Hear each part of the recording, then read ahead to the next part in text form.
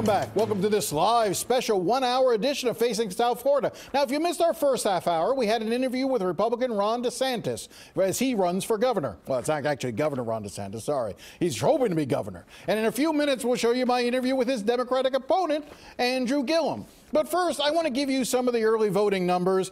So let's show this. This is the early vote. You look at that. Almost 2.5 million people have voted early. 981,000 Republicans, more than 1 million Democrats. Those are the early vote numbers. Now, the vote by mail numbers, let's go to those. Almost 2.4 million votes have been cast, with Republicans having a slight advantage there, 983,000 to 917,000 for Democrats. And as always, those NPAs, 434,000. Those are the ones that are going to decide it. But before we get to all that and much more, young voters could play a key role in this election, and both sides are making a play for these voters.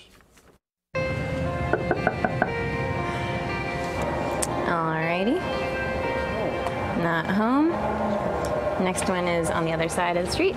On a recent Saturday afternoon, Hannah Klein and William Joe Bravo were in South Dade canvassing a neighborhood with a list of young registered voters. Hi, is Sita home?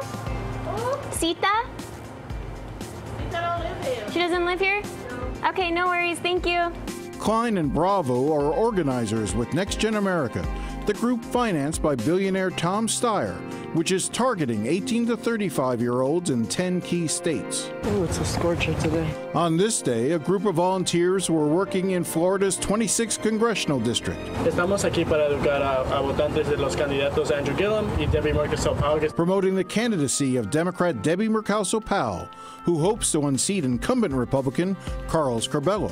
Steyer has pumped millions into Florida to help Democratic candidates. In addition to Murkowski-Powell, they are also stumping for Donna Shalala in Congressional District 27, Mary Barzee Flores in Congressional District 25, and Andrew Gillum in his run for governor. Voters are fired up and ready to go. Young people every day are listening more and are more in tune into what's going on around their government, whether it be local elections or whether it be like statewide elections. They're tuning in and they're listening. For you guys who are... There is no group comparable to Next Gen on the Republican side.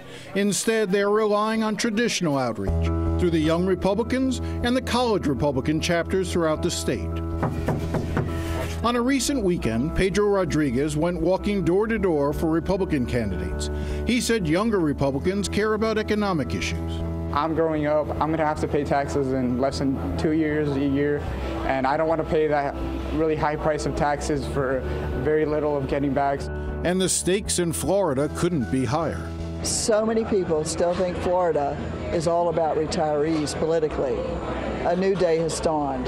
And this election outcome, especially for governor, is totally in the hands of the younger voters of this state.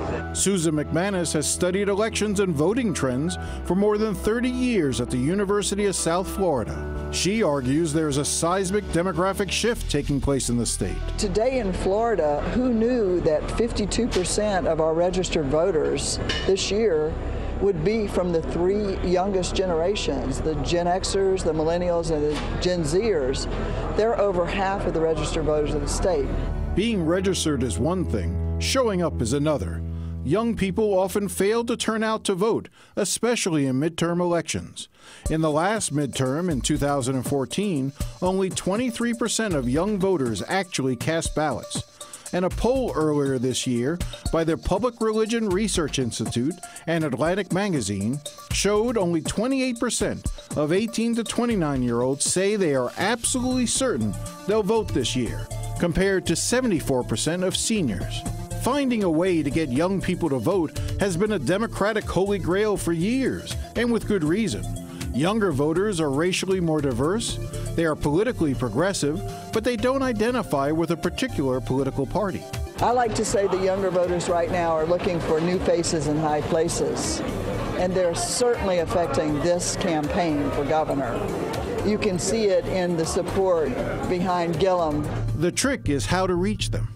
It's getting harder to appeal to them. They don't watch television. They don't watch these TV ads. One event that appears to have broken through was the Stoneman Douglas shooting in February and the political movement spearheaded by young people that sprung up in the weeks and months that followed. It was definitely an empowering moment to see as myself, a young person, that a group of young people could come and bring about some degree of change. The strategy for groups on both the right and the left is having young people talking to other young people.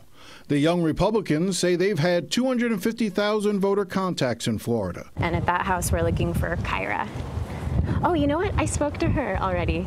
And on the day CBS Miami went out with a group from NextGen, they only went to houses where they had identified registered voters 35 and under. I think the part that feels most powerful to me is that we're young people talking to other young people.